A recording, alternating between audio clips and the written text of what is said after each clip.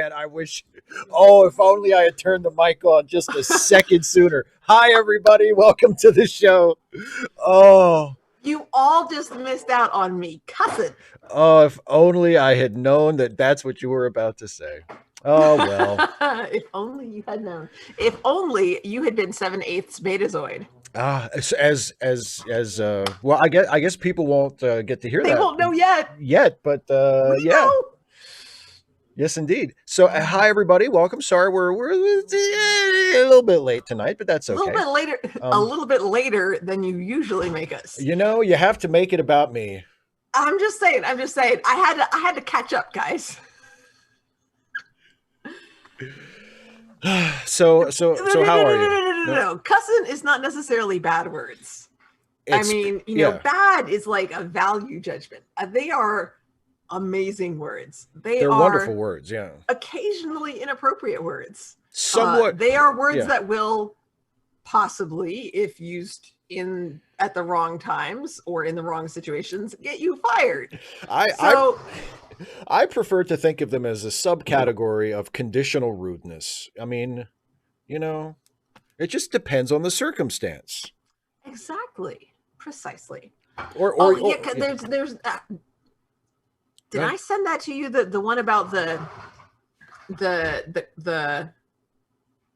was it the curse word and the slur? But it's like oh yes, the comic. The comic. The swear word and the profanity and the slur. Sometimes I'm okay to use, but I'm never okay to say. You exactly. just used to me exactly, and that's why. So how are you? Better. I'm telling you, I need to put that. Actually, I'm going to put that in my reminders because I actually have in my reminders, I have health as a category. Always good. And one of those is it has to load. Sorry, everybody. PCP. Let's go there and add information. I'm pressing the button. Okay, notes.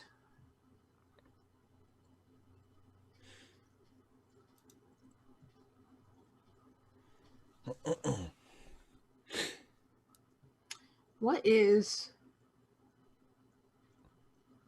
you... Oh.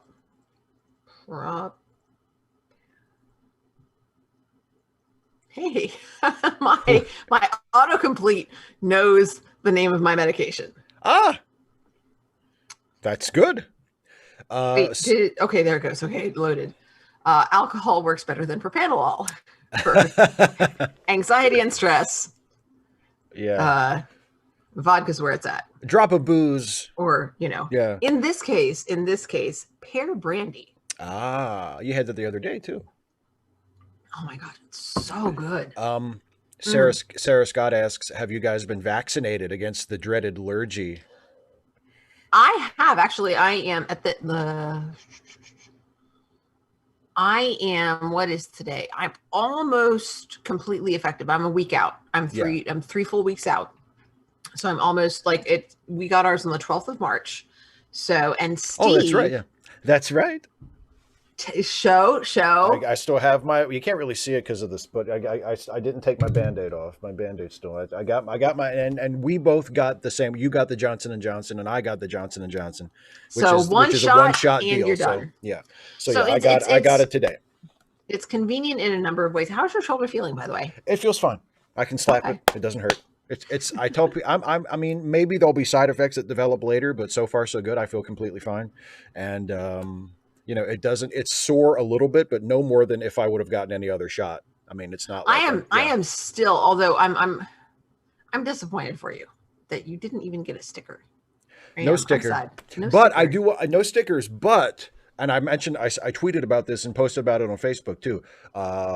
Like major major congratulations and appreciation to the CDC and the Maryland Department of Health and the National Guard, because those were the three sort of visibly present agencies that were there, that were taking care of the vaccination site, because it was like clockwork. I mean, it was great. There were a ton of people there, which was nice to see a bunch of us getting vaccinated, and it was just like boom, boom, boom. I mean, in and out. Really, really Very, well very done. well coordinated. I'm so Really glad. well done. Yeah. I'm really, really glad to hear that. Ours, ours had what was somewhat celebratory, since we had, it was a planning day for teachers, and it was at one of the schools. So you drove to the school. Yeah. And the north end of the county had morning sets, had the morning schedule, and the south end of the county had the afternoon schedule, and then it was based on like what letter of the alphabet your last name was. And even since I'm early in the south end of the county, they sort of said the morning, since that was when nobody was getting vaccinated, that was full up with meetings. So and of course I'm early in the alphabet because my last name is Cole, but they said make sure that you get any parent calling, grading that you need to done. That way, if you have to wait for a while to get the vaccine, you can just you don't have to extend your day. Right. You can just go home after getting the vaccine. So especially those of us who were at the early end of the alphabet were like, yes, all right. So like, there's a bunch of teachers there, we all, we get our shots, and then we're all hanging out. They had snacks for us afterward. I had a Rice Krispie treat. These were nice. I mean, these were like, it was an actual Rice Krispie brand Rice Krispie treat, not something, they weren't homemade or something, anything. They were pre-wrapped. Well, no, it wasn't some church bake sale or some, homemade horse shit like that. It was the real thing. More that it was bought at the grocery store, but factory made and sealed. Less worry about somebody with COVID making. Well, that's a good point. Yeah, it's one of the cases where the homemade goods probably would be less welcome than usual. It's like, now give me something that's packaged. I'm fine with that. We know that the vaccine won't actually take full effect for 4 weeks, but here, have something that might be infected. Yeah, nah, thanks. I'm good. I'm sure it's nice. I'm sure it's delicious, but I'm okay. Yeah. So yeah. But yeah, and then of course, being the south end of the county, all of us, we'd had a morning full of meetings, so we're all just like, woohoo, we're all sitting there gossiping about, whatever about me actually, which was great because I love being the center. You love being the center of attention, absolutely. I do, when it's not too many people. It depends. Yeah. If I feel like I can't move, then I get uncomfortable. The center of the right amount of attention. Exactly. Yeah. Exactly. Or, the right amount of attention with people far enough away. Like in theater, it's great because like the audience is over there. So it's awesome. And ideally they just sit there and shut the hell up. Except when they're supposed to laugh or something, like.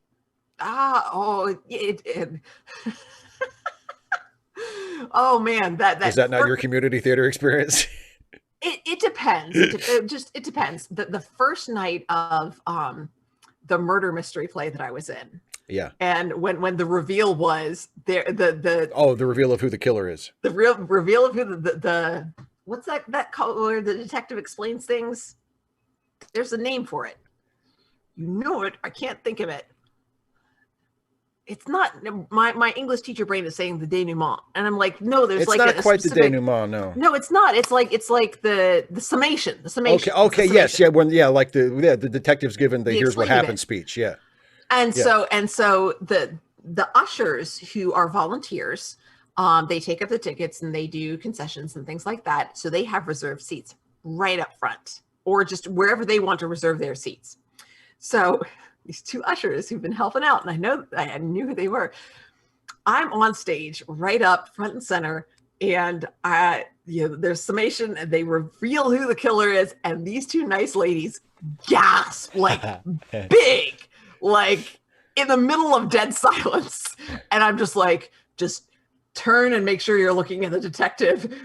Because I was gonna start laughing, and it's this big dramatic moment. Right, and you're not supposed to be cracking up. Yeah, corpsing at that moment would kind of as spoil an actor, I mean, as an actor, it was great because they were so invested in it, and I loved it so much. You had them. You knew you had them. Yeah, it was great. And I was just like, oh yay! Of course, I mean, it's easy to have them when they ain't paid for the ticket or but I mean, it was just, plus it was opening night, so it's a good note to sort of start on. So it's catered, and that means after everybody leaves, you get to take the leftovers. Oh, be still my heart. So now we do have an episode of Deep Space Nine to watch. Oh yeah. Would you like to get started on that? We probably should, and you've said that you, gosh. Radical Bacon. Oh my gosh, Radical Bacon. I would love to go to a showing of Rocky Horror with you. I think we would just we would have so much fun. We would bring extra toast. Extra toast. There would be extra toast. Because some of it you would have to throw and some of it you would have to eat because bread is good. We're quickly. I've heard, Steve, you said that you like this episode. I do like. Yes, this is one of my favorite episodes of season 1. Yeah. So you said no pressure, but I'm going to be looking. Oh God! Of course I would, some random geek, but that would be challenging because it would be hard to know exactly how I want to dress. I would love if there was theater. I'm tall enough. I would love to play Dr. Frankenfurter, but it's never played by a woman. But I'm so tall that I could totally do it. Seriously, you could pull it off. I could totally pull it off, but they never cast me because I'm female presenting. Boy, you sound like a Ferengi there when you say that. They wouldn't cast me because I'm female. I didn't say it like that. I said it much more winily. Female. They would cast me because I'm female. I know, it's so much fun, Corey. And anyway, I'm sorry. It's 22 after 6 o'clock. Yes. So anyway, this is one of my favorite episodes of season 1, and the main reason, and I think you mentioned it a couple of times. The last few episodes have been a really good run for guest stars on DS9 because a few episodes ago we had Joel Brooks for Move Along Home, who's an old favorite, and then we just had the Ferengi, the Grand Nagus episode with Wallace Shawn, who was fantastic, and this episode has another of my favorite guest stars. Cliff DeYoung as the sort of the main guest character, but we'll get to him soon enough. But anyway, Garrett, that is amazing. Garrett, that's cool. Your parents met at a screening of Rocky Horror. That is so sweet. That's really cool. And yes, Corey Duet, which we won't get to for a little bit yet, but Duet is coming up later this season, and that also has a very awesome guest star. And Random Geek. Random Geek, I will totally help you dress for Rocky Horror if we ever get to go see Rocky Horror together. We'll have to coordinate ahead of time so that I can size you up in something. But dude, I'm totally getting you in a glitter covered corset. I'm telling you, man.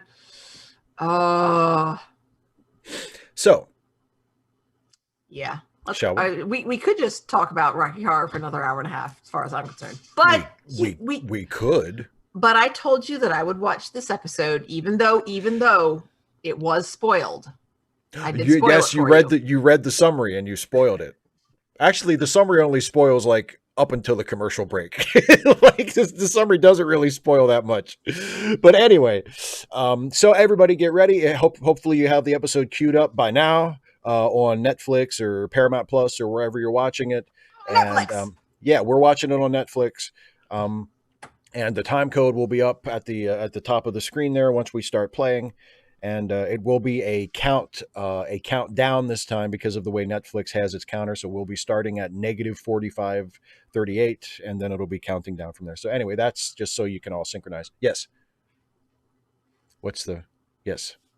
Charles Chapman suggests a Rocky Horror watch along. We might have to pause our watch along series and do that when Halloween comes up, because of course Halloween is a tradition. Well, do we know? Well, that gives us. I mean, it might change, but we could find out if/where it's streaming. I'm sure it's got to be streaming somewhere. You would think. I don't. I haven't even looked it up, but Okay, but 255. Well, yeah, of course, like I said, that might change by Halloween. true. 255 AD asks if it's okay to watch the Snyder Cut if I'm pirating. 255 AD. No. No, it's not. Not even if you pirate it. Because self-care, your health is the most important thing that you have. Remember, after all, if you don't have your health, you don't have anything. And why I would hope that you would not want to harm yourself like that. Additionally, I think it is a poor choice of use of time. Also, there's so many other things that you could do with like freaking 4 hours. 4 hours. 255 AD. Speaking of the running time, 255 AD also asked if it's better to watch it in 37-minute segments. I guess that's better. See, I watched it all at once because I did not want to have to come back to it. Like I knew I had 4 hours and I could just sit there and watch it. And I just wanted to just get through it and get it out of the way. And there were a couple times where I got up to go to the bathroom. I did not pause it. Like I was just like, I'm watching this. I'm going straight through. I'm not coming back. I'm not, so yeah. But anyway, opinions no one cares about. Dude, you can I don't know. I might have to move my chair out of the way and get up and dance. I don't know.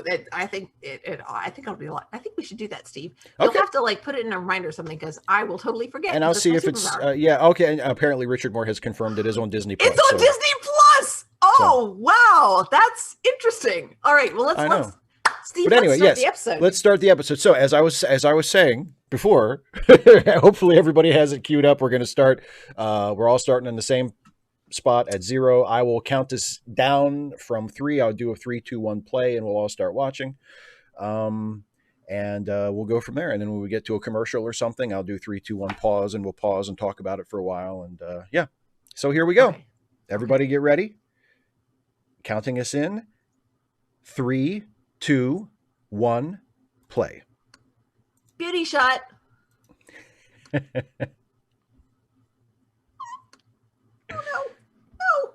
Mine's not doing anything. I think I crashed Chrome. Oh, you might have to sometimes Netflix, well, it's okay. Because we got ready too early. Oh my God, I have to reload. Okay. I hate you, Netflix. It's okay. I'll give you. I actually hate you. I'm just very frustrated. I'll give you an idea where to jump ahead to when you're ready. Okay. Okay, I'm ready. Where am I jumping ahead to? It's just a shot. Plus, just jump ahead to -4500.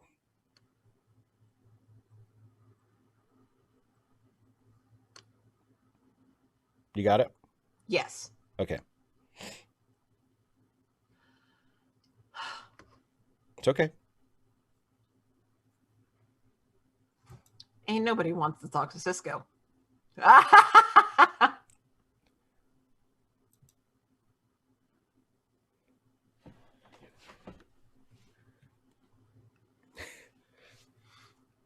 255 AD, it would be okay to watch the Snyder Cut if you pirated it and you were asleep.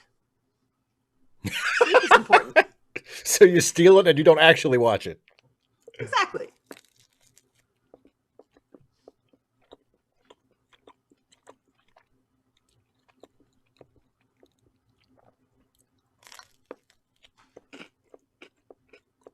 Those guys look like trouble.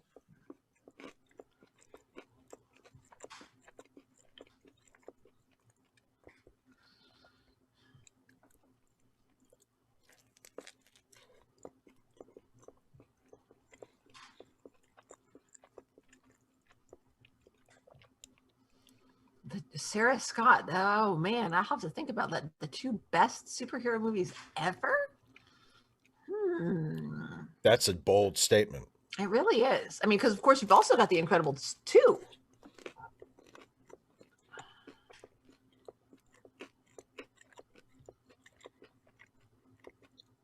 Some random geek, exactly. Right here. And actually, I do live right by River City. I'm just saying. With a capital T, and that rhymes with P, and that stands for pool. Among other things. Oh, look at that. It looks like a bundle of grapes.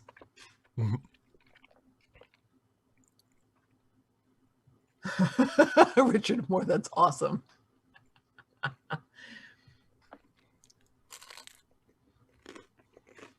Yeah, but Incredibles 2 has math is math, though, which might be the best line out of the entire series.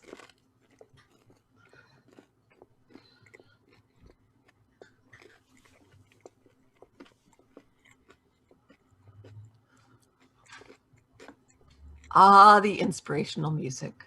Garrett, yes, it's definitely just like in the previous episode. Definitely ROM, sort of the proto ROM. Yeah, Sarah Scott, oh my goodness. I'll have to tell you my calculus story sometime. I have not had a math class since the summer after 10th grade. But calculus, ooh, that was something.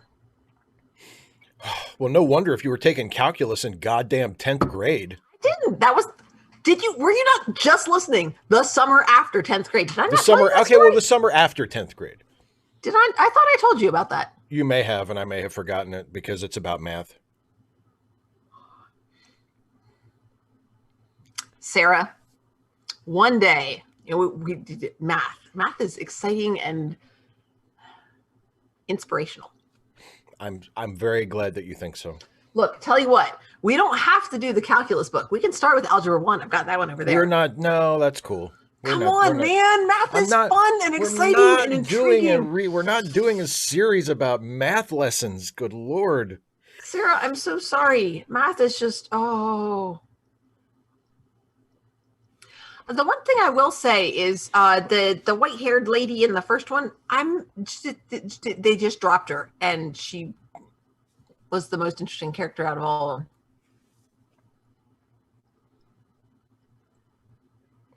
Thank you, Corey. Always taking your side. Steve. Yes. Corey says I'm right. You like that, don't you?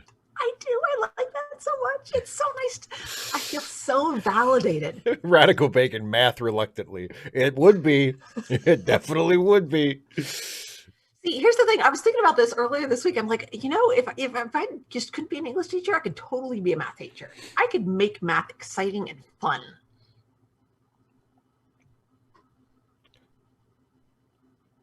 Gordon Clapp, by the way, not the guest star I'm excited about, but Gordon Clapp was a regular. Oh God! We gotta build a sail right here.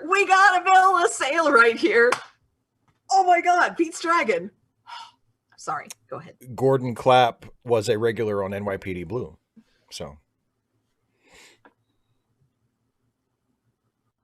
What's this? Oh God.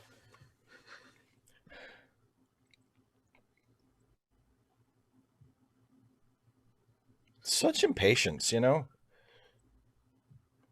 this is what happened during the summary. I've already forgotten the summary, BT dubs. Oh! Nice dodge.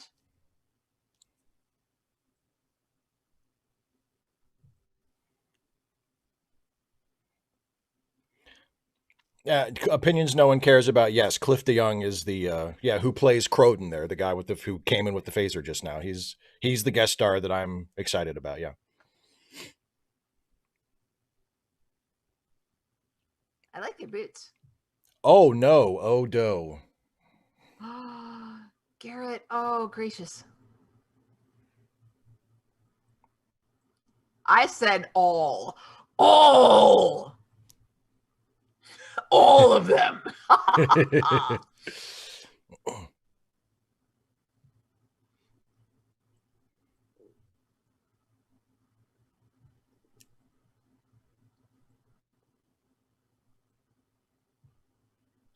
Oh, Garrett, but there's not as much scene. Garrett, I want a stage version of Pete's Dragon so bad. A stage version?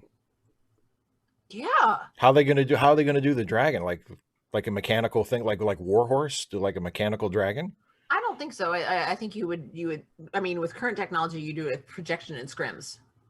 Yeah, okay, I can see that. And then essentially just sort of have somebody in whoever's like whenever Pete's riding him, have him in a harness. A little bit of trivia. Pete's Dragon, the original. I never saw the remake. The original Pete's Dragon, one of the only movies I've ever walked out of. I was, I think, 4 or 5. It was so boring. I just asked my mom to take me home. I was just deeply bored by it. I am disappointed in 4-year-old Steve. I'm not sure if I'd like it much more today. I mean, it just didn't seem like my type of thing. Like, you know how I feel about dragons. They don't exactly inspire my interest. I'm just like, I don't. You're just wrong. especially since apparently Godzilla is not one.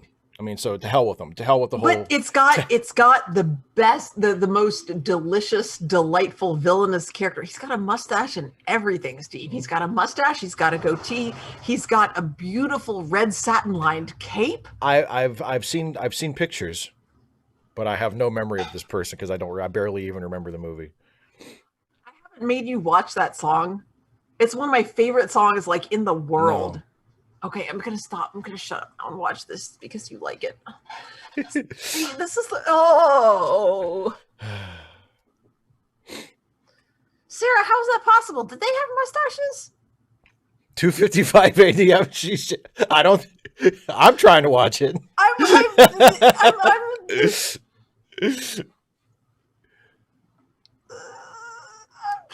Okay. Pizza. Yeah, Mixon's craziest theories. I've never seen it. I've never. I wasn't. That's. I've never seen it. I never wanted to see it. It didn't seem remotely interesting to me. I have subtitles running for pretty much everything, so yeah, I've got subtitles on too. Yeah, I've got subtitles on too.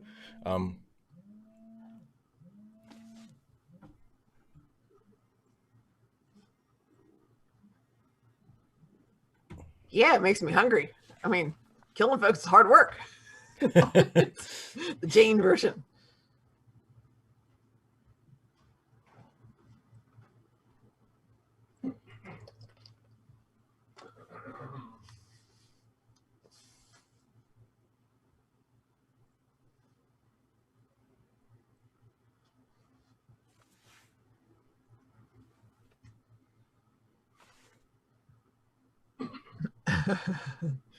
Yeah, but Richard Moore, I mean, speed of plot. He talks to the police because if he doesn't, the story goes nowhere. Well, and also, especially at this point in his characterization, if you taught Rom that lesson, he would just immediately forget. I mean, spoilers.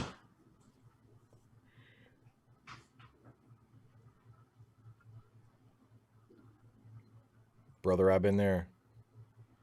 Ooh.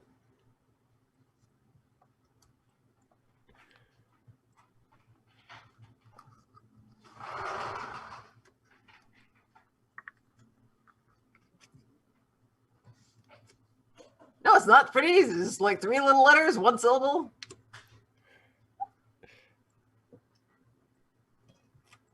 A hungry. Ooh. Isn't that bribery? Did you want to stop and like talk about that? Because I swear, even though I was talking about other stuff, I was paying attention. There's a we're there. Are you at the commercial already?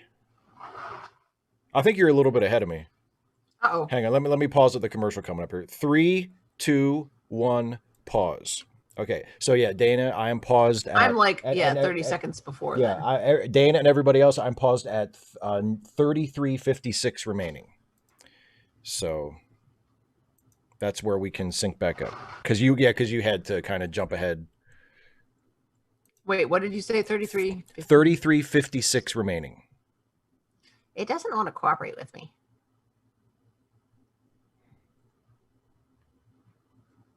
Okay, 56. Yeah. All right. 33:56 remaining. The alien always seems high or drunk. Yeah. That's quite sometimes both. That's quite true. Yes.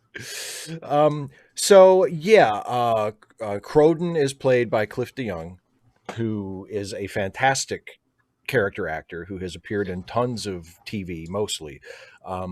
And he also played a small but memorable role in the movie Glory, where He It's was been a a long time since I saw that. yeah. Well, he was the commander of the other African American regiment, who was not such a nice guy. So the movie was about the 54th Massachusetts, commanded Right. by Colonel Shaw, played by Matthew Hmm. Broderick, and he was a Right. nice guy. He was an abolitionist. You know, he wanted Did he to. have a nice thick mustache in that one? He sure did. I do remember him. You remember him? I'm not gonna. I was like, I'm not gonna remember him. And then he told me what party played. I was like, Yeah, wait, he was. I think I remember the Yeah, mustache. I don't yeah, really remember yeah. much about his character. Cliff de Young was like the jerk who commanded the other black regiment, and he has a great line.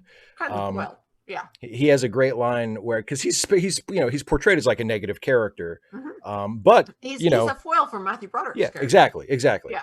But you know he's still a Union general, and like It could be worse, guys. well they're in a southern town, and Cliff de Young's character orders that the town be set on fire. And Matthew Broderick is like, I'm not going to do that. And I'm watching the movie going, I don't see the problem. Burn it the fuck down. But of course, this is portrayed as like a negative thing. He shouldn't be burning this town, you know. But he has this great, like, you know, sort of my mind jumped to, you know, with everybody in it, you know, because he's the bad guy. Again, I'm not seeing the problem. I don't know, man. Asshole civilians are still civilians. Fuck the South and fuck everybody who lived in it during the Civil War. Except the slaves, obviously. And people who actively fought against that system. Everybody else, take your chances. But anyway. Some of those there might have been some like rebels in that town. Rebels. Like the people who fought against the South. That's what I'm saying. They would be rebels, but they might have lived in that town. And if you set it on fire with everybody else in there, and also plus slaves. Well, hopefully they made it out. Anyway, the point is, he always referred to the Confederate soldiers and stuff as secesh, which is my favorite way to refer to the people who defended the South during the Civil War, secesh.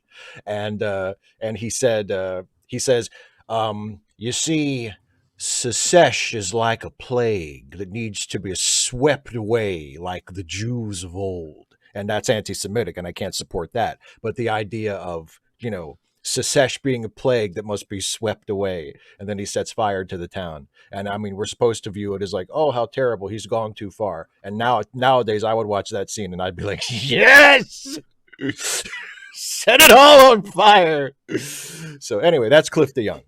5580 asks, wonder if it was the intent, but they couldn't make it explicit he was a junkie because of network television. See, my thought is not without it being a very special episode. Well, you mean his character on DS9? I'm guessing that's what they're doing. Yeah. That's what you've No, he's not. No, I don't think he's not. That's just the way he chose to play the character. I don't think it's even hinted that he's got a drug problem. It's not a problem, Steve. a drug habit. It could be positive. People have good habits. Steve, how's your pizza? It's good. It's good. I finished one piece. I'm about to finish the second piece when we start watching the next segment of in that case, let's get going. All right, here we go. Everybody get ready. And once again, everybody's paused at 33:56 remaining. How? For a second, behind you. Okay. 33. I mean, you know what? I'm at 33:58. I don't know why. It's just, I swear. Okay. That's fine. So do you want to? I'll do it on 3. Okay. And then 3, 2, 1, play. Actually, I'll do it on 2. That'll do. Okay. So as long, and we'll be more or less synced. We'll be synced up. Okay. More or less. All right, everybody get ready. I'll count this in from 3. Dana's pushing play on 2. Everybody else is pushing play on play. Okay, here we go. Everybody get ready. And 3, 2, 1, play. I think when you said play, it was going by 33:56. So okay. I think it should be good. We have to. Yeah, we're synced up. Yeah. Wah. It's what we got. Shut it. Don't knock homicide. Come on. We caught your killer. Right. He's a bad guy. We got him. He's a bad guy. We got him.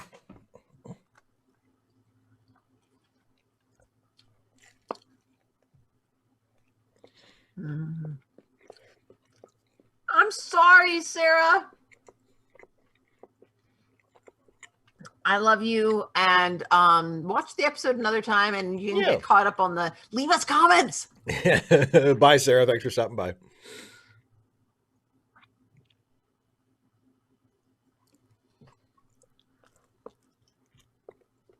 Beep, beep, beep, beep.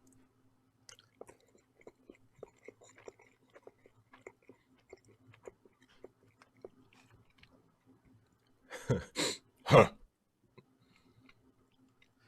Isn't there really all that many places he can run, is there? It's a space station. I mean, it is a large space station. It is. It's relative.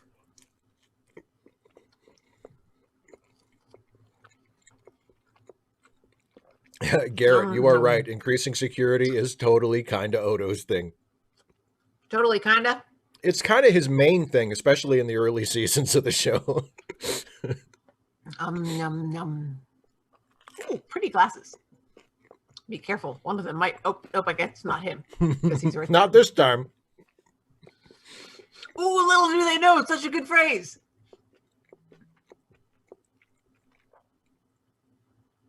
Bye, Thin Blue Line. Bye, Thin Blue Line. There's a Have word some for pizza that. without us. There's a word for that where like you can't stand the sound of other people chewing or something. I forget what it's called. But I think somebody included it in a comment on like one of the first pizza videos. Yeah, I don't know. Sorry.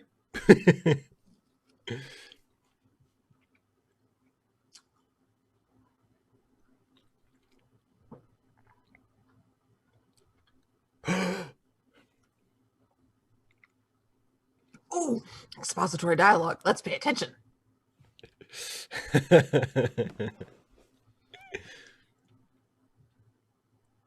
Oh, what did Norman say?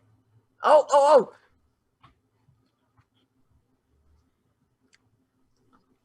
Oh.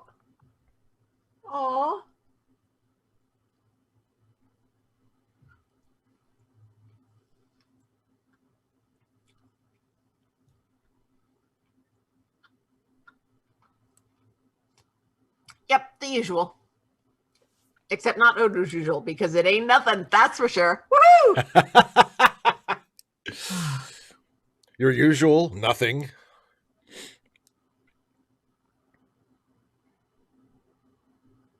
That's Mr. Shapeshifter. Thank you very much.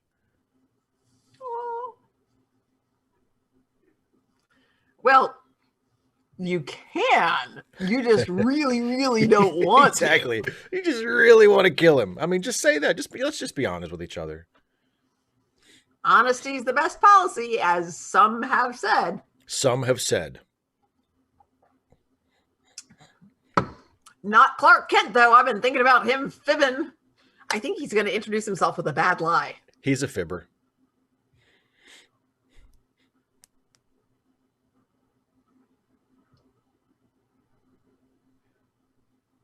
What, having friends?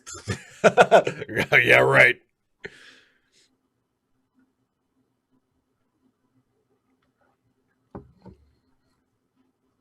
Opinions no one cares about. You're exactly right. That's why he's called Morn. It's a reference to Cheers.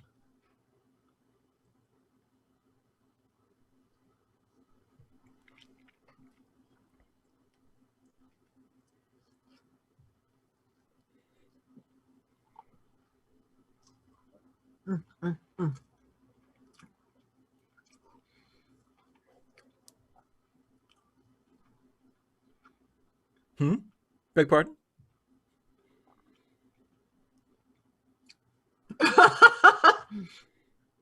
No, you're not.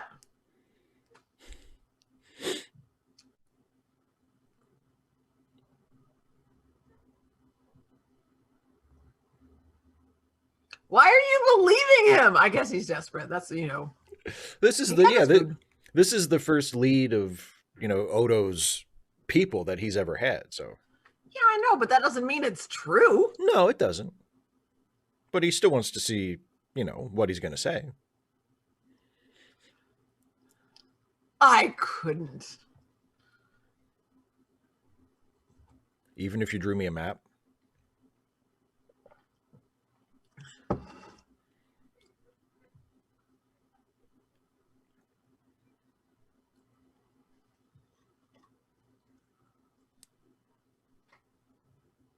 Avengers dissemble.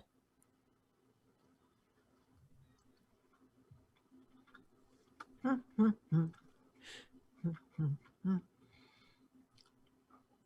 Jamie. Well, he got his food and we got our food, so I'm happy. Bloop.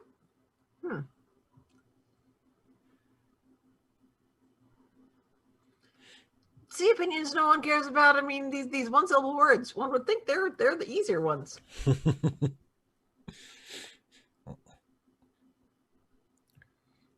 Well, I don't really like jewelry, but Ooh, swelling music. let it keep playing. Yeah, we had too much to talk about food, and I was late, and all that good stuff. It's all your and fault. Rocky Horror Picture Show.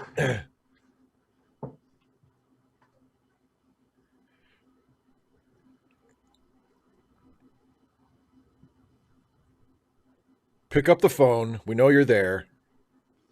Your car's in the driveway and we see the lights on.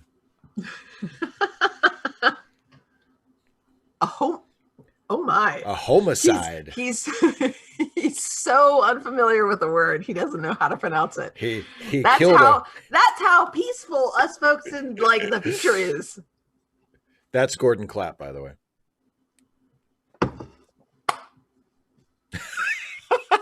Gordon.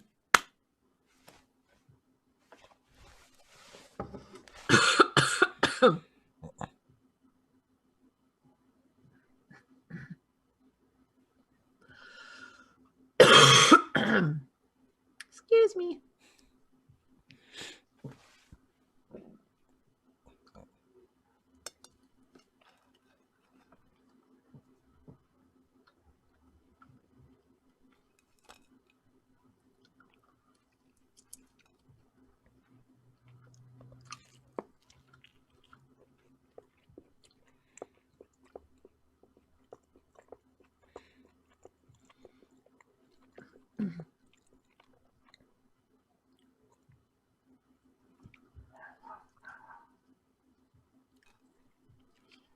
Uh-oh.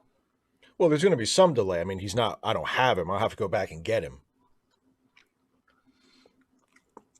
Charles Chapman, that's an interesting point. Yeah. You know, a biological compulsion that supersedes rationality. Steve, you'd know all about that. I'm sorry? I'm just being judgmental. Actually, for me, it's food. I am irrational about pizza. Oh my goodness, I had those pepper farm turnovers. I got the raspberry ones. Ooh. Oh, this is so good. That seems kind of rude, Bashir, even for you. This stone might be a distant cousin. You asshole. And that is, man, those are some hard words coming from Odo. Less reliable than Quark. Yikes. He doesn't like this guy. No, he does not. Sorry. Spoilers.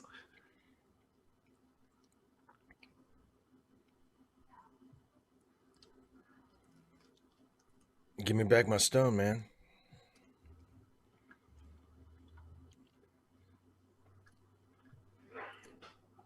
Yum, yum, yum, yum, yum, yum. God knows.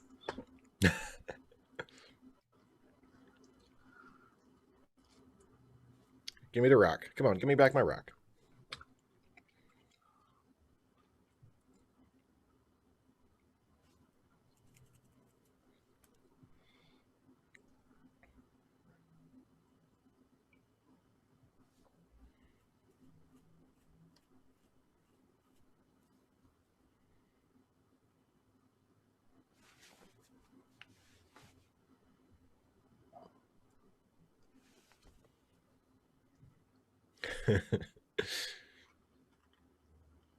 The story I'm telling you is true. You should believe me.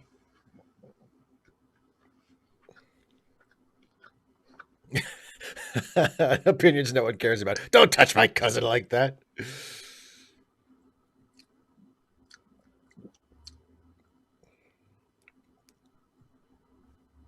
Well, that's convenient. Oh no. Ooh, those 3 dots and the 3 more dots.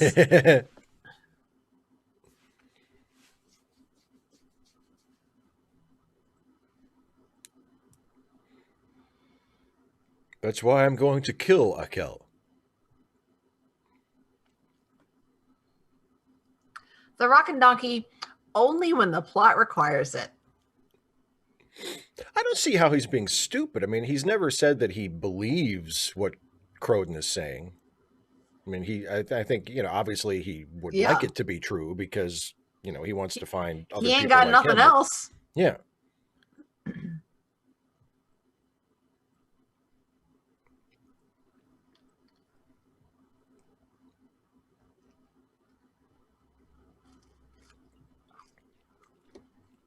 All right, sit down, shut up.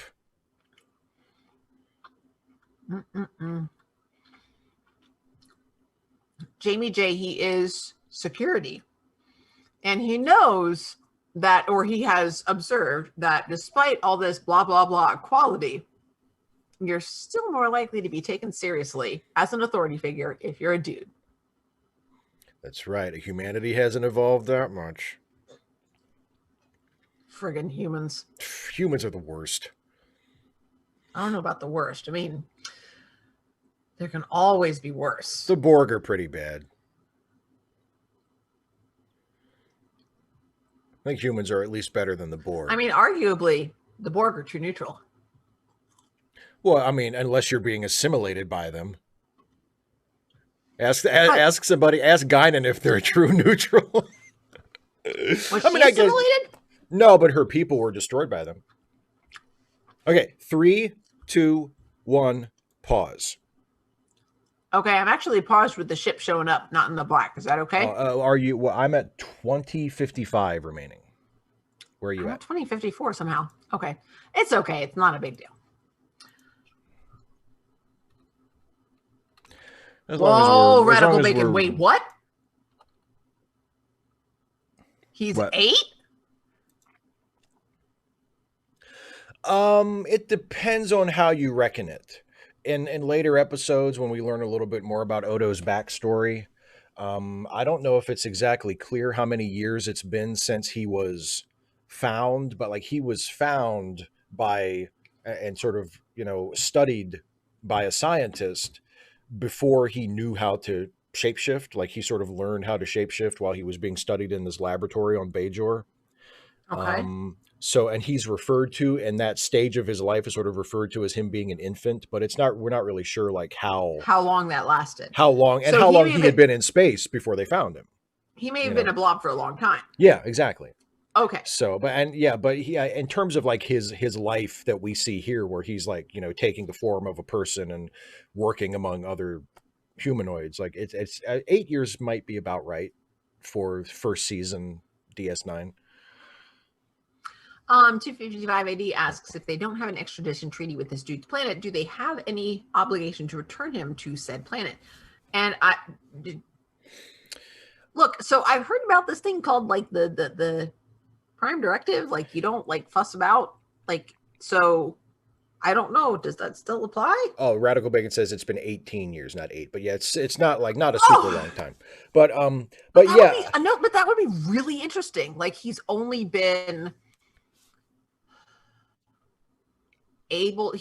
had the opportunity to interact with other sapient beings for 8 years. That would be really interesting, especially if he's an individual sapient being and he was a blob for who knows how long. Right. Right. But okay, so they're like 18, so he's like officially a grown-up on 20th century Earth terms. Exactly. That way we can have him kiss folks later. As far as women, because, of course, women. Only women. Only women. Homosexuality, not that there's anything wrong with that, as they say, but this, the not actually gendered shapeshifter who exactly. is performatively male is only ever going to be shown to be. It's I'm one of just those. making a guess here. It's you're completely right. It's one of those things where it's like, on the one hand, Odo is probably the most alien character, like of all of the regulars on Star Trek shows. Like, Odo is the most unlike us because he literally is not a humanoid. He's a shapeshifter that just like his actual form is like a tub Poop. of goo. Like he's goo. He's completely He's not unlike even a us. tub of goo. He's like a pile of goo. He's a He's only pile a of tub goo. of goo if you put him in a tub. In a tub, right? He's a pile of goo. He's so unlike us, and yet, yeah, eventually he has a girlfriend. He's apparently male and cisgender, I guess. If someone who doesn't really, I mean, he's and hetero. Like, he's, as in terms of his sexuality, he's as normal and vanilla and boring as you could possibly be. Jamie, she's the one with the dots. Dax. Dax. Yeah, and okay, but anyway, back to 250. And it was a Star Trek thing. Okay, back to 255. Back to 255 AD. I think you're right about the Prime Directive, and even if it's not Prime Direct, I think Directive would probably wait, dial back. What? Oh.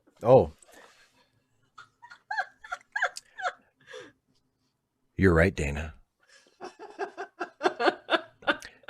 I think you're right about the Prime Directive, but and also, like, it's been, I don't, whether it's specifically linked to the Prime Directive or not. The Federation does seem to have a policy of wanting to honor the laws of other societies. So I don't know if they would have like a legal obligation to give him back, but that would be their custom, to honor the laws of other societies. Mr. 255 AD goes, there's episodes where aliens ask for asylum in the Federation to escape persecution on their homeworlds. So yes. I think that would also be the rights of the individual. There, sometimes you have like interpretation of laws because laws can, there can be conflicts. Yeah. And also, I mean, did Croden ever request asylum? I don't know if he did. Hey, spoilers. No, I mean, in this episode. Oh, he didn't request asylum, did he?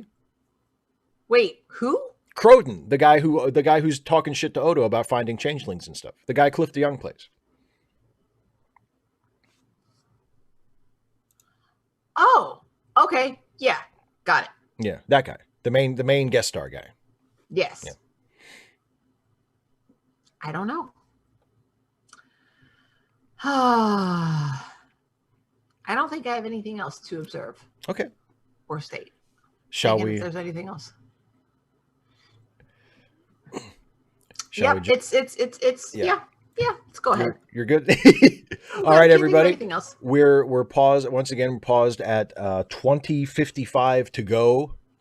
20:55 remaining. So I'm going to start us in. I'll count us in from 3. Are you ready, Dana? I think so. It's weird because I have a little pause thing, but I'm already paused, so I don't know what's going to happen when I click. I'm not sure. Let's find out. Okay. Okay. I don't know. I just don't know. It'll be fun. Here we go. Ready? Uh-huh. Okay, everybody. From 3. 3, 2, 1, play.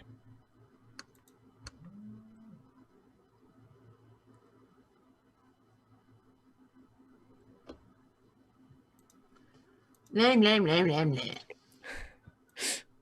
I belong where I want to belong. Thank you. Are you happy? Well, that's an existentialist question.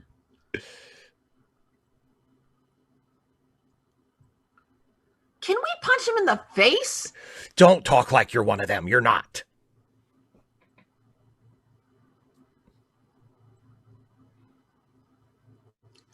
Talking too much.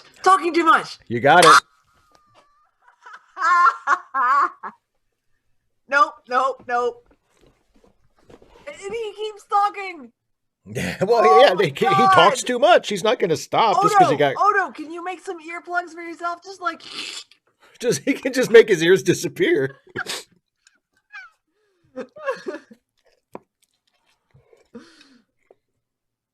20:55 AD. Jamie, that was good.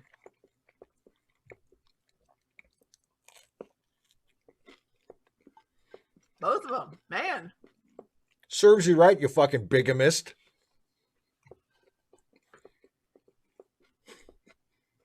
Well, then maybe you should have thought better about that. So they're like the mafia?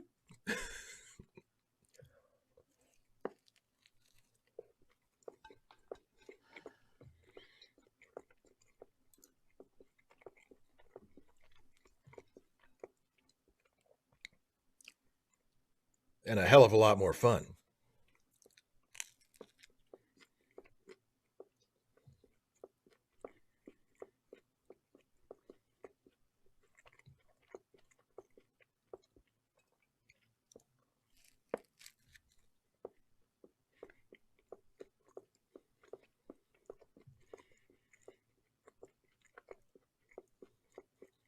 Oh, it was really not good at this try to lie thing. He tried, and he was so bad at it. Oh no, it's like I say, you need to practice things more. The more you practice something, the better you get at it.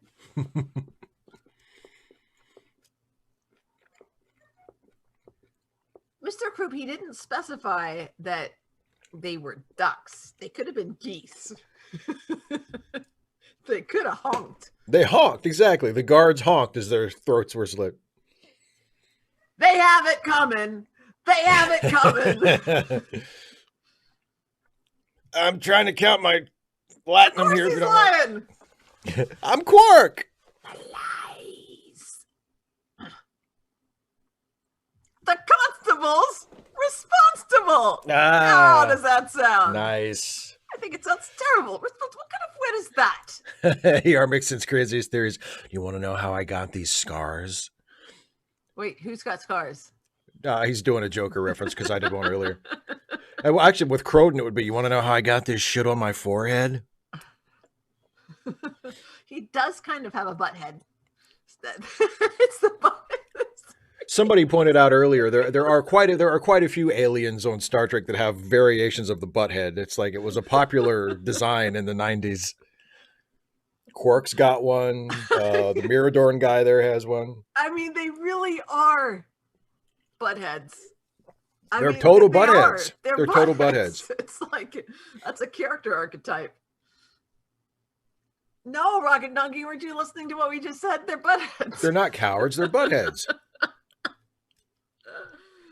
Loretta Reyes, we're at the butthead part. Oh, wait, that's the whole thing. You should have the time code on your screen there, Loretta. We're at negative 1649. Yeah, just about. End. Yeah.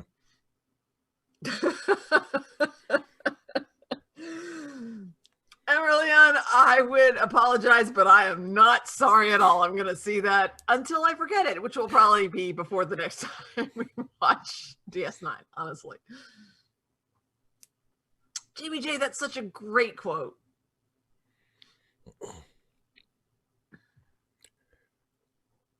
I love Rom.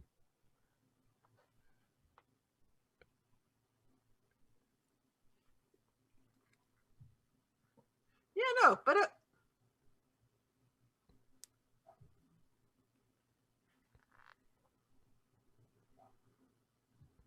just stick a grave and bury us, because we're dead.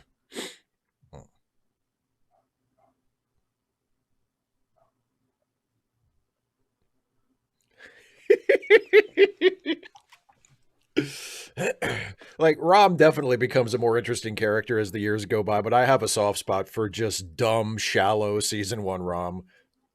Mr. Krupa, I will take your word for it.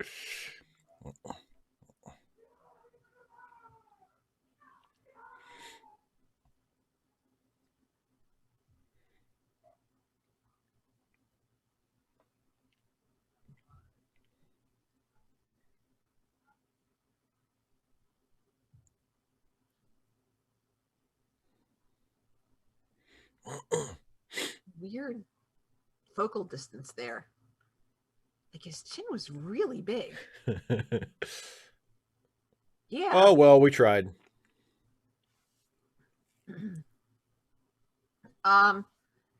Were you distracted by the focal distance? Because I was just saying his chin was really big.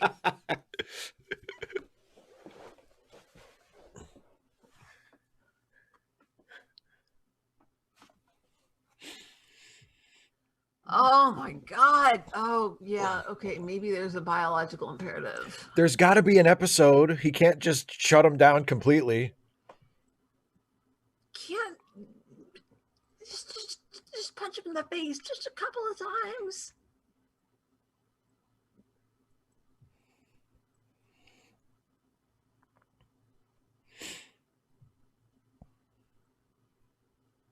Yeah, but Jamie G, all of the aliens look like conventionally attractive white human cis women. But your nose wrinkles more, exactly. Or you have a few brow ridges. Yeah. Like mine. So you look like me. With slightly the hair that's slightly back more. Yeah, for a more receding hairline and a bigger forehead. Mm-hmm. Also, larger breasts. Look, y'all, I've tried, but there's limits.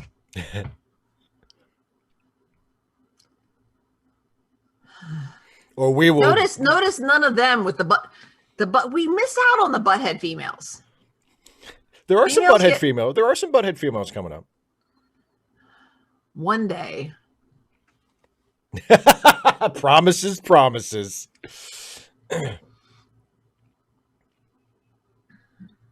And really on, I will say, gravity defying breasts, it depends what the breast tissue is made of.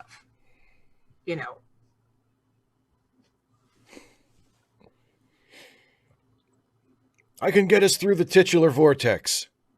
He said titular. Titular. Isn't that a fun word?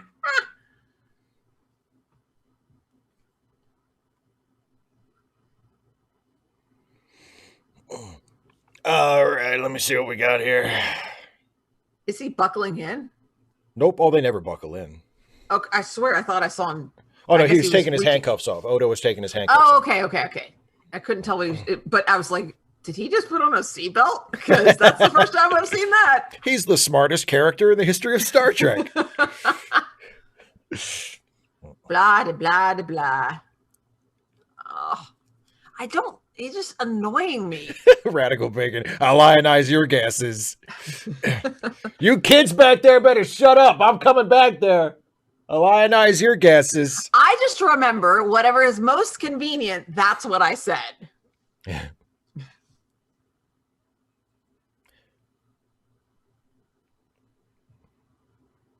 Boy, that computer just does whatever you tell it.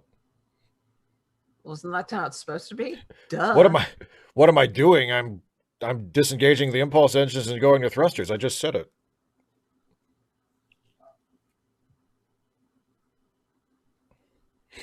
What do you mean, after all? Wasn't that what we were doing? No, they were taking him home. Now he's taking Odo to this planet that he claims there were changelings at.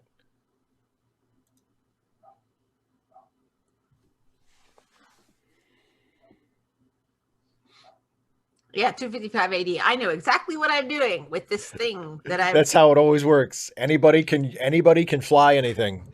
Yeah, you just need. Do you want to fly this thing? It doesn't matter what the. Crap.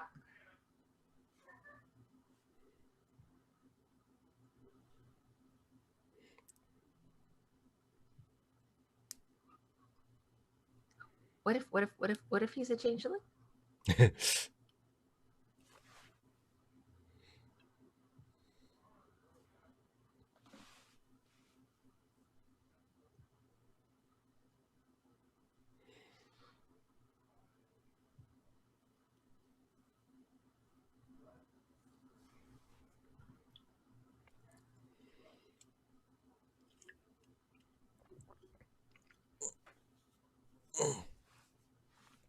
Oh God, if it's money. I just really need to get to my stash, man. He's like, but we don't need money. What do you use money for? I found the perfect space for my safe deposit box. No one will ever find it. All right, I'll help you, but I don't like it. Could you get the big rock, please? Thank you. Never mind, I'll get it. I'll get the big rock. That's fine. Oh, help me? Thank you very much.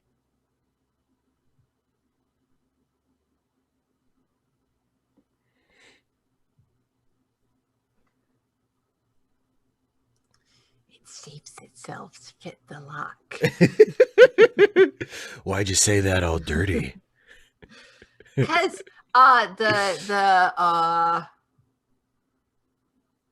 that movie is Silence of the Lambs is a very famous movie, and I know you like films, Steve. I do.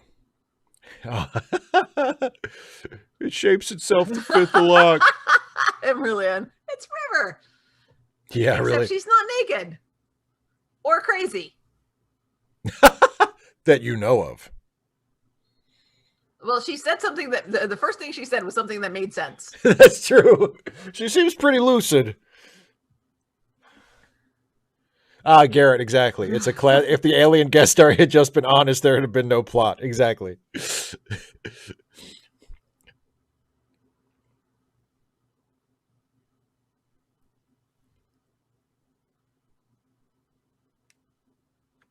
We haven't discussed this.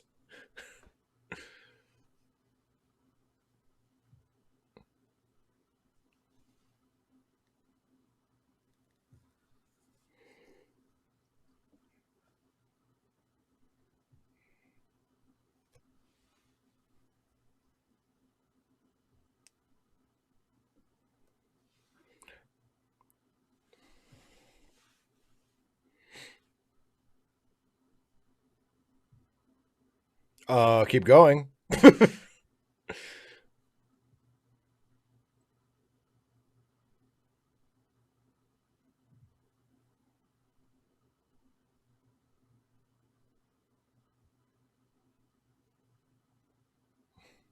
He's just a blob.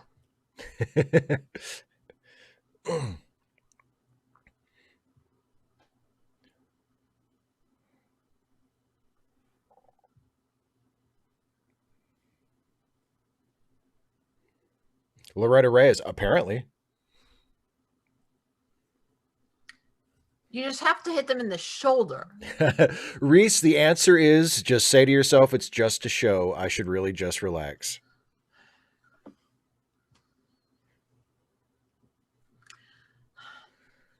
I know there are no changelings. There's no, space station. It's just a show. Exactly.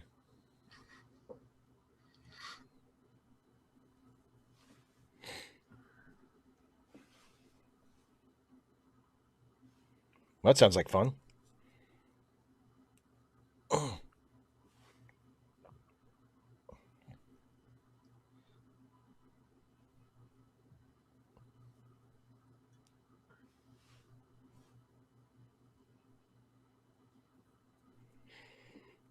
We're going to do that My thing. ship is dragging mine. Yeah, exactly.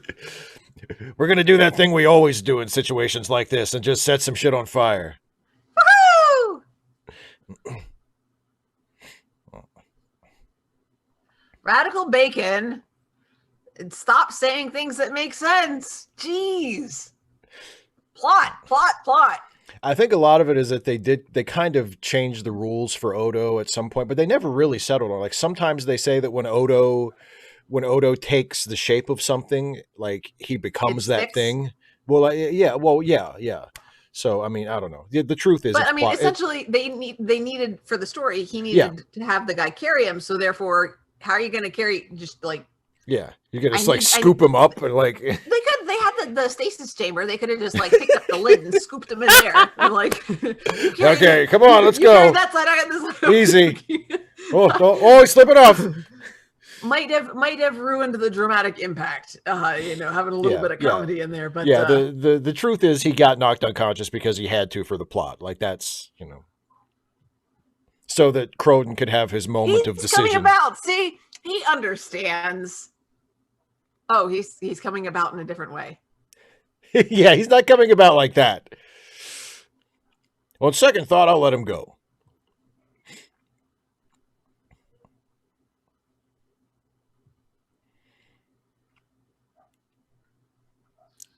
And also, isn't it convenient that the bad guys apparently couldn't detect the incredibly dangerous explosive gas? Whoopsie doopsie. Reese Hart, fetch me a straw. I need to save Odo.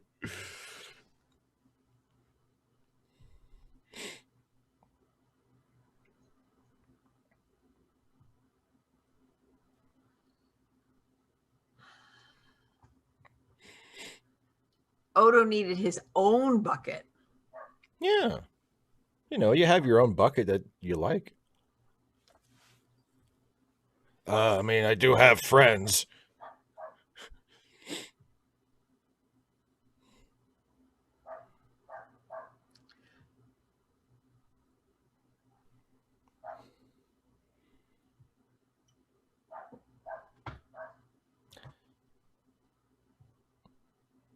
I don't want kids, man. Kids would cramp my style. I'm Odo. Come on.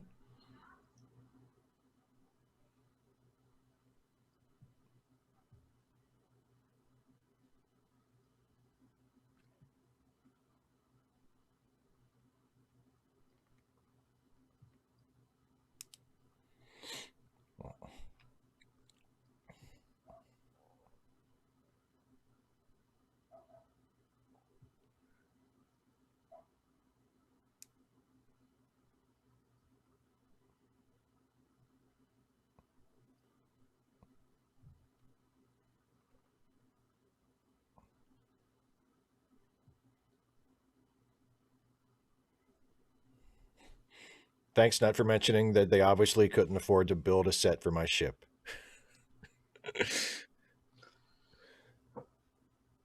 Bark, bark.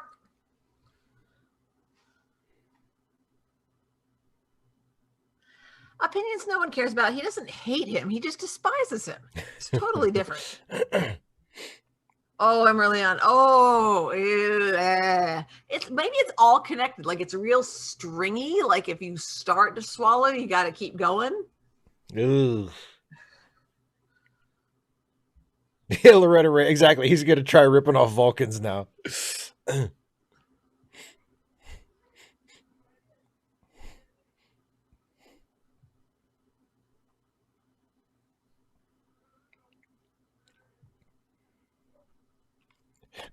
Tavron to Ganges, you beaming him over or what? Come on. Richard Moore. Exactly. We'll just overlook the whole murder thing. He was an asshole anyway. Nobody's really mad at you for killing him.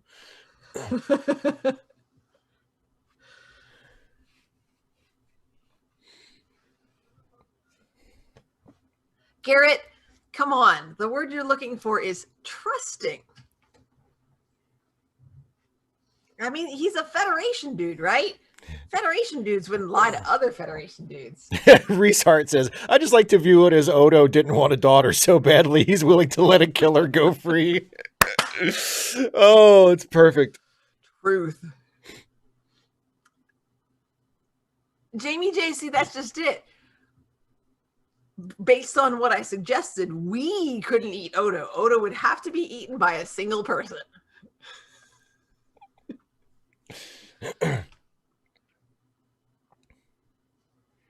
Da, da, da, da.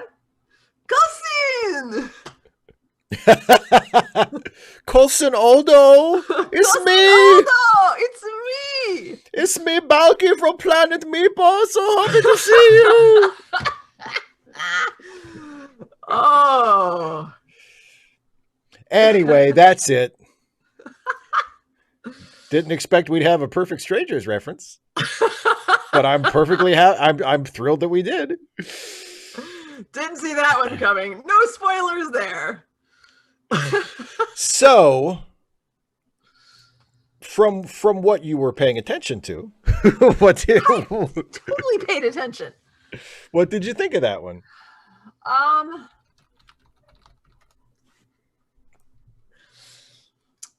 I think Cousin Otto needs to go to. He needs to visit. He needs to find the meeples. Cousin Larry Appleton.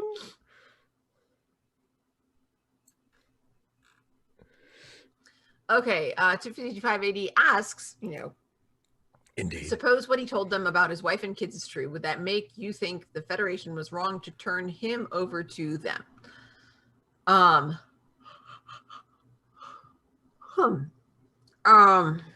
He's not. Well, I mean, Steve, this kind of connects with what you were saying earlier about the South. Oh. Well, suppose that, him being an enemy of the people is like being a Confederate. And they're just like, all of you. Just kill them all, like you were willing to do to that town full Yeah. of people, Yeah. children included. Just Yeah. saying, there's some consistency there. I do. I mean, I'm fine with it. Are they all slave owners? Dude, most of the people in the South were not slave owners because most of the people in the South were not rich. And, slaves were expensive. Gosh, that's horrible. Ugh, like, it makes me feel nauseated. I mean, there's like, so no, that has nothing to do with it because it's not consistent from your story either. The people in the town that you're fine with just burning with people in it, most of them would not have been slave owners. Yeah, but fuck them. Okay, then Yeah, there you go. fuck 'em. For consistency's sake, I'm just Fuck saying. him. I wish Sherman had burned down every building that stood in the South. I wish he had gone to every town and laid the whole place flat. And when somebody came out and pissed and moaned to him about it, he should have said, "Hey, I guess maybe you should have ended the whole slavery thing a few years ago when you had If you're the gonna chance." piss on those flames. Yeah, exactly. Exactly. Don't piss on me. Piss on your house that I just set on fire. You know why? Because fuck you. You I didn't slave say too holding piece of expensive, shit. too expensive for like poor people. It was a class thing as much as anything else. Slavery was a way to Stephen Clenard. exploit everybody. Stephen Clenard puts it perfectly there. They merely aspired to slave ownership. Exactly. Yes. And they were able to remind themselves that they were better than those people. Exactly. Yeah. I have not an ounce of sympathy in my heart for any of them. But somebody said, yeah, Corey Heikkinen said every episode should have a Perfect Strangers reference. I agree. I'm going to work very hard from now on to shoehorn a Perfect Strangers reference into every single one of our Trek Reluctantly shows. And please don't hold me to that because I'll probably forget by next week. But if I remember... Wait. Honestly, if we're talking about people forgetting, Steve, come on. That's true. I'm kind of counting on it. Colson Larry Appleton. Absolutely, you're Mexican. Yes, I'm just going for accuracy. Technically, yes, not most of the people in the South were not slave owners, but absolutely, we're fine with exploiting enslaved people and anybody who looked like they might be enslavable. I don't know if that's a word. Enslavable. Oh man. Rockin' Donkey, Perfect Strangers Watch Party. I'm there, buddy. 255 AD? No, of course not. When he gets off the ship on Vulcan, when he has to go through customs and somebody like, did you get arrested for murder on DS9 like a week ago? No, of course. Here's the thing. I mean, they don't share records. Apparently they don't. And also, I mean, it's also possible that he could just give him a different name because Odo came up with the perfect scam there. He said, "Hey, first of all, they're in the Gamma Quadrant, and at this point in Deep Space Nine, the Gamma Quadrant hasn't really been explored like at all, so they don't know anything about it." So Odo he told the Vulcan captain, he said, "Hey, I found these two random people who survived a ship explosion. I don't know who they are. Can you take them back to Vulcan and help them get, set up in a new life?" Like Croton could just say, my name, he'd make up a different name. And there's no paper trail. He's just a refugee from the Gamma Quadrant.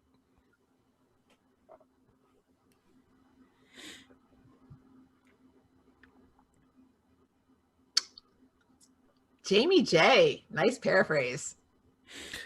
That might be taking things. I mean, that makes me sound like more. I think it's legitimate. It makes me sound like more of a radical than I am. I'm just saying if your country is a literal slave state, that it's like so much so that it's like written into the Constitution. And to be fair, the United States was as well, but there came a fork in the road, and the United States decided we're not going to have slaves anymore, and the Confederate States said we're going to start a war to keep our slaves. At that point, it's like, okay, I hope your houses all get burned down. That was tempting. I hope your houses all get burned down. But yeah. Oh, ER Mixon. I don't know though. Vulcans don't really do. I mean, it depends on the show and it depends on the movie. Yeah, it depends Generally, on how common that is. unless the plot demands it, Vulcans don't usually do mind melds willy nilly like that. Like, I don't think Vulcans would just mind meld with like everybody, as a part of like a customs transaction. Yeah. The 255 AD says, well, going back, which is, we're not tagging it. Stephen Dana, how do we feel about the theory that a not insignificant number of supporters of colonial independence were motivated by the growing inception of abolition in British common law? At the time, the slave trade had been outlawed, I think, in Britain, and there was movement toward it, but there was next to no movement to like actually outlaw slavery. But it was I think part of it was I have seen it as more of a capitalist thing. Like, people who had slaves wanted to sort of protect their investment, and then again, when you have more of something coming in, it devalues what the property that's already there, which is just, I mean, like, thinking about it is unpleasant, and it's just so reductive and just nasty. But that was, I mean, it was literally a property thing. I tend to think it's more like that. That's how they viewed it, for sure. Yeah, of course. Yeah. But I mean, it is possible that I'm wrong, and the society was becoming more progressive. But I tend to have a dim view of it. I also, I mean, it depends on the specific. It depends on the specific arguments that are being made, but generally speaking, I'm fairly receptive to the idea that those who were pushing and supporting the American Revolution were motivated by things other than the motives that were taught in school. Like, oh no, they cared about liberty and independence. And it's like, well, I mean, also, some of them surely did. The people pushing for revolution, my understanding has always been that they were a not insignificant minority, but they were, the majority of people were like, can we just liberalize? Which is how it usually is. Oh yeah, most people didn't really. 255 AD. The other question was asked before yours, so I haven't gotten to yours yet. But yeah, we haven't ignored you, I promise. But I think a lot of it is just, it depends on, no large group of people is going to be monolithic, and in any large group of people, you're going to have a whole bunch of them who are just like, can we just do our thing, please? Right. So 255 AD's question was, suppose communist aliens invade the earth and decide they can kill any of us because we're all complicit with capitalist exploitation in the global south. I will point out, you put a question mark at the end, which I appreciate, but it's not actually a question. And my response to that would be, that would be very unfortunate for us. I mean, could we, aliens invading and deciding they can kill any of us because they can is unfortunate for us, period. Whatever their rationalization for it is, ER Mixon, are there any relics of slavery? Well, on the drive home from school today, there was a car that I passed on the right because this driver was in the passing lane and not passing people. Anyway, once I got around them and passed somebody who was on the right, and then I got back in the traveling lane. Anyways, the car that I passed on the right was, why am I not surprised, had one of the old Georgia flags as a vanity plate. Yeah. With which is apparently not the stars and bars. I've always heard. No, the stars and bars is the one bars. with the horizontal bars. Yeah. But I don't know what's the one that has like the part of the Virginia battle flag on it, but it's like more squarish, but it's actually a Georgia regimental flag. Yeah. So anyway, then the one I got in front of on the right, that had a University of Georgia vanity plate. So there is, I mean, I guess so. And then as far as other relics, I mean, it's not. How about the voter suppression law that just got passed? No, because it asked about in my part of Georgia. Oh, I see. And that was passed by the Georgia legislature. That's the entire state. Yeah. But chances are pretty good that no, she is a federal representative. But yeah, chances are pretty good state that reps my probably state not much reps better. And senators voted in favor of that.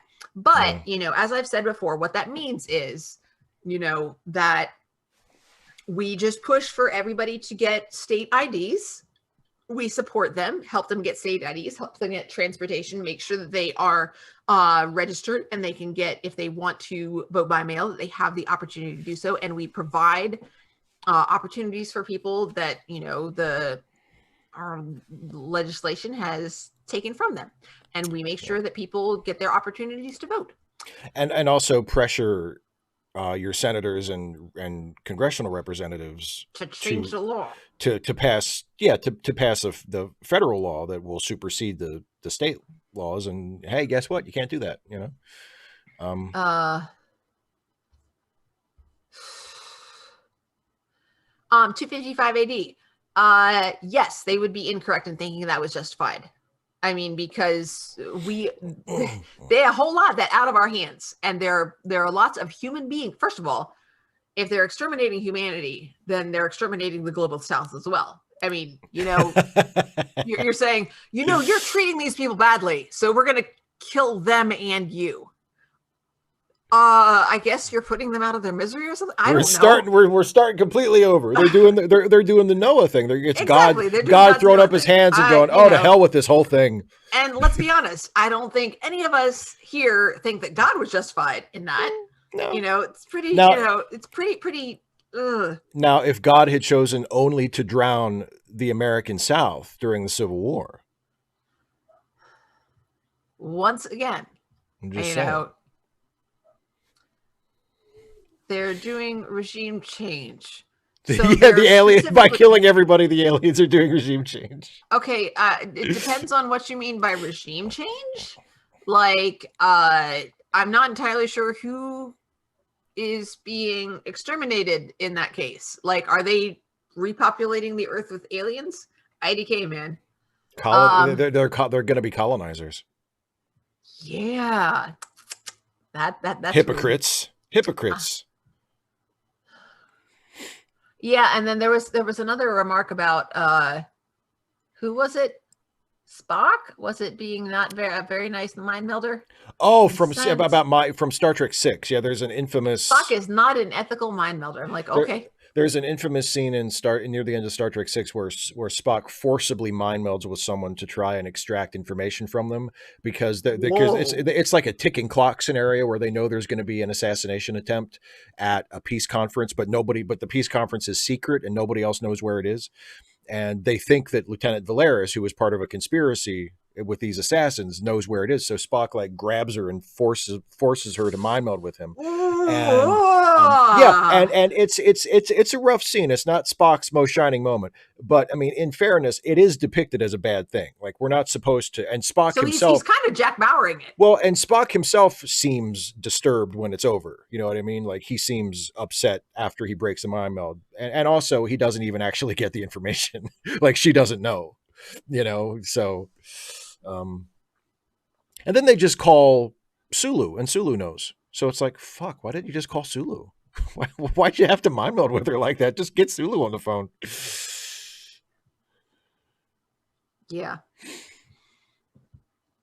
Oof. Stephen G. Clonard, that is a very good question. Would aliens even recognize humans as the primary species on Earth? Good question.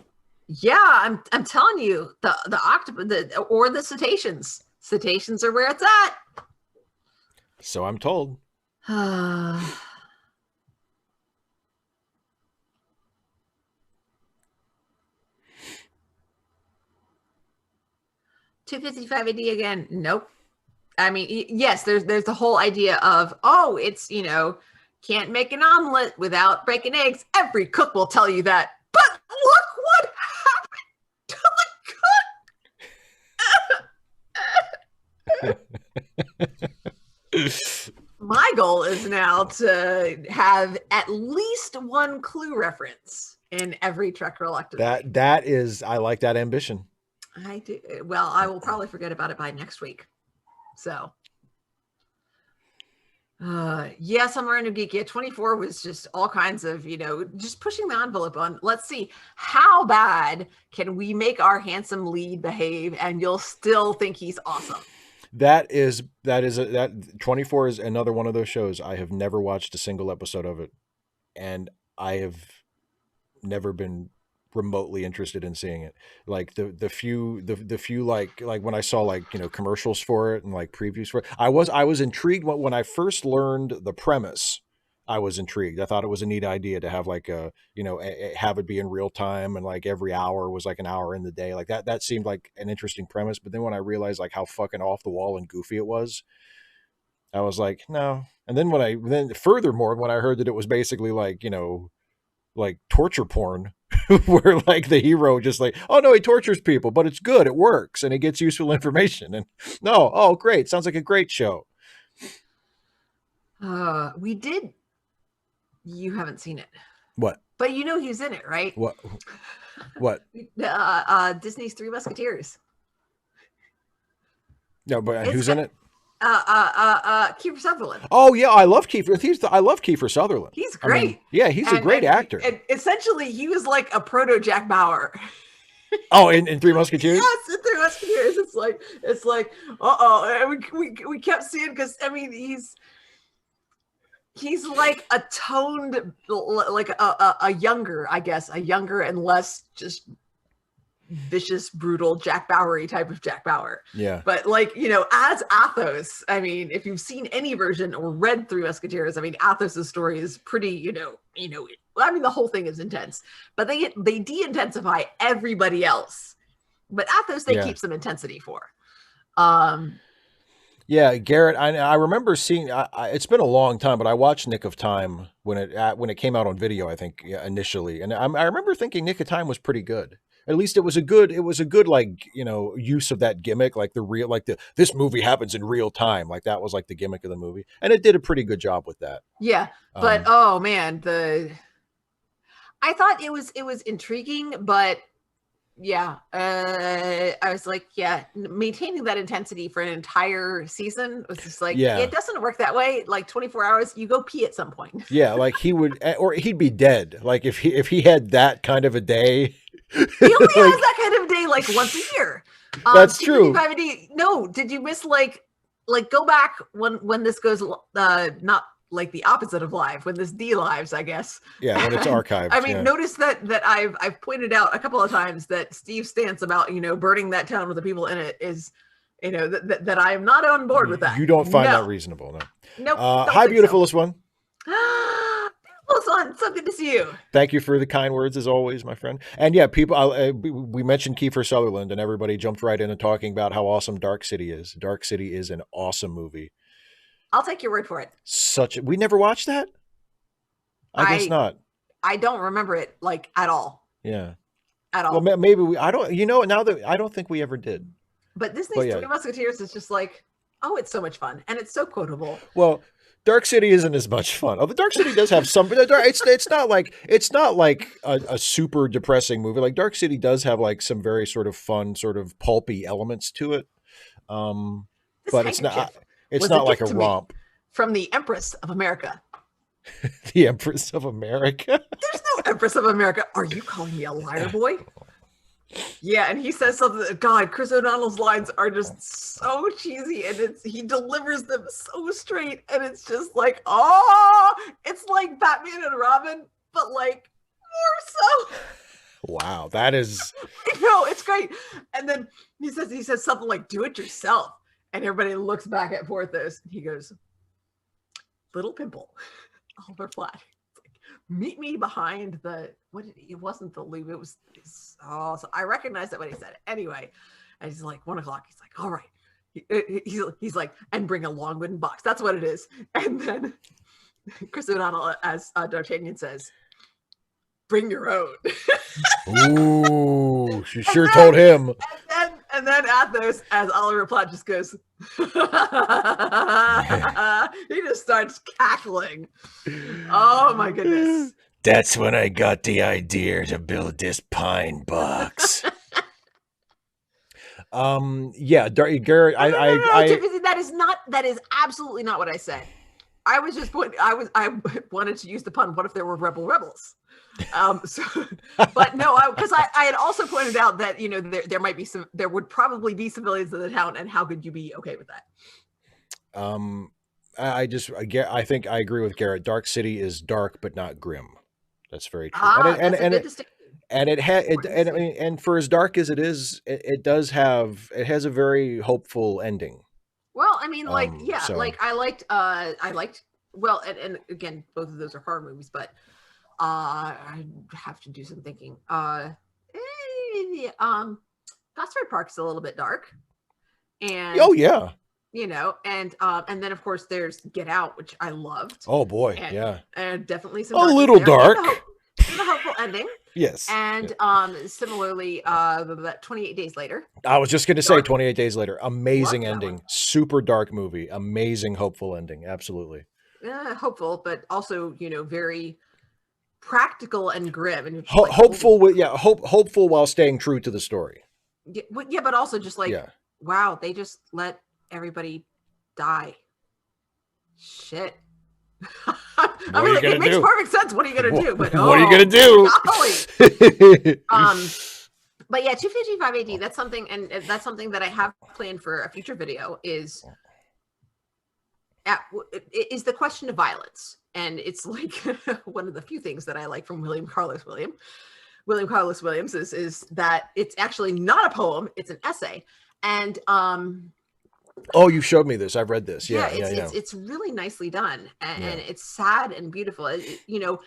At what point does violence become acceptable, and at what point beyond that does violence become appropriate, and what point beyond that does nonviolence become inappropriate and even unacceptable? Right. Where do we make these distinctions? And obviously it's going to be different for different people. Obviously it is different for different people,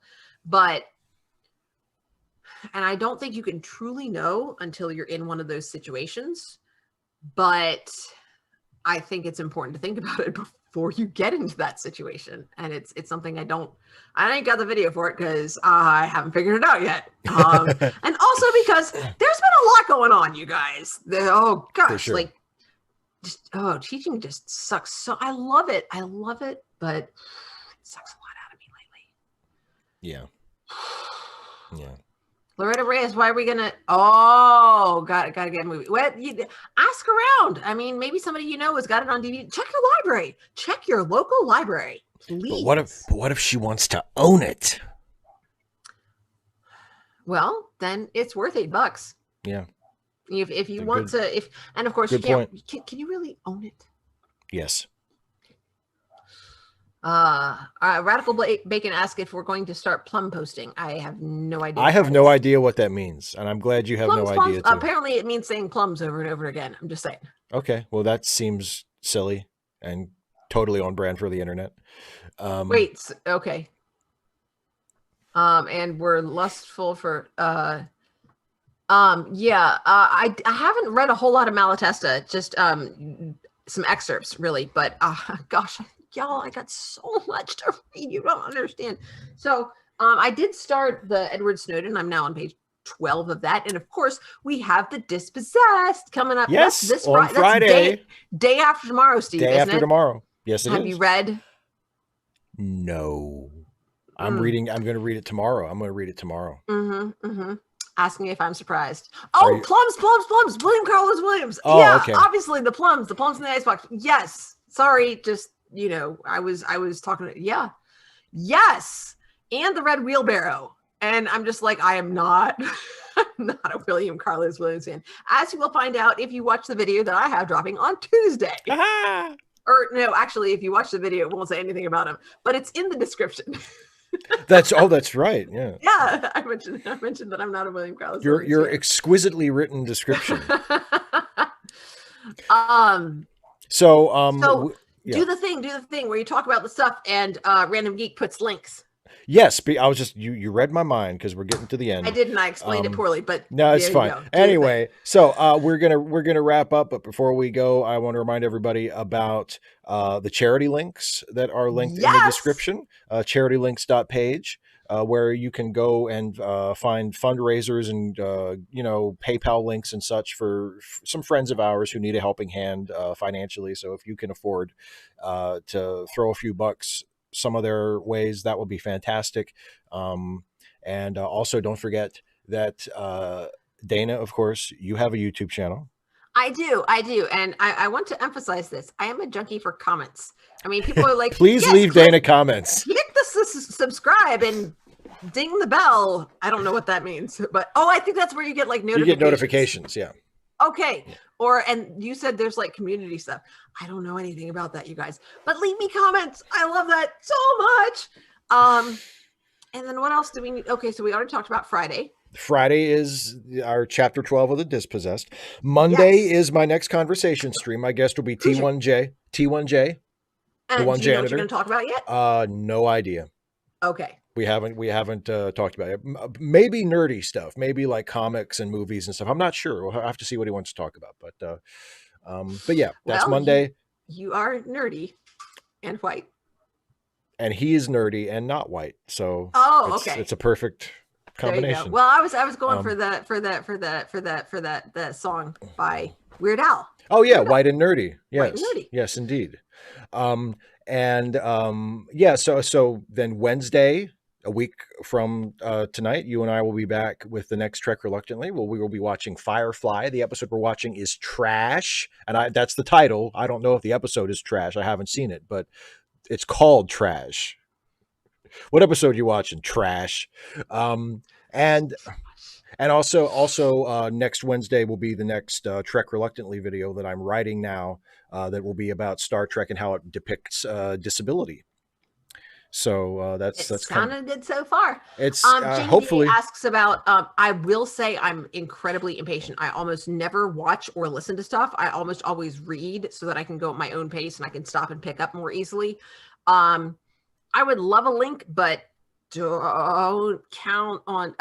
I'm not really good. Like I haven't been able to focus on watching or listening something. I don't think I can't think of the last new. I mean, this TV show is the only one that I've watched in I don't know how long, like literally, possibly since pre-pandemic. And as far as movies, have I talked about one that I've watched that's been new to me? Can you think of something? But remember what last year we watched Horror of Dracula. We did, and that was new to me. Yes, and you didn't love it. To be fair, you didn't love it. Yeah, but I watched the whole. You thing. Watched it, yeah. You and sat. It was in one sitting. Did we stop partway through? I know we watched it all the way through. We just kept playing. I mean, it's only like it. It's not. I don't know if I got to just yammer along and like not pay attention at times. Yeah, I wasn't like, shut up, watch this part. Like I don't care. But I'm terrible about. I've seen it like a million times. I don't give a shit. I mean, if you'd rather talk during it, that's up to you. I don't care. We watched the Princess Bride. Ah, yes. And I couldn't shut up during it. It's really hard. But I mean, I was like. But that's like one of your favorite movies. I mean, you've seen it a million times. But not only that, it's also one of my favorite books. And so I'd be like, and you've got opinions. Oh God, I have so many opinions.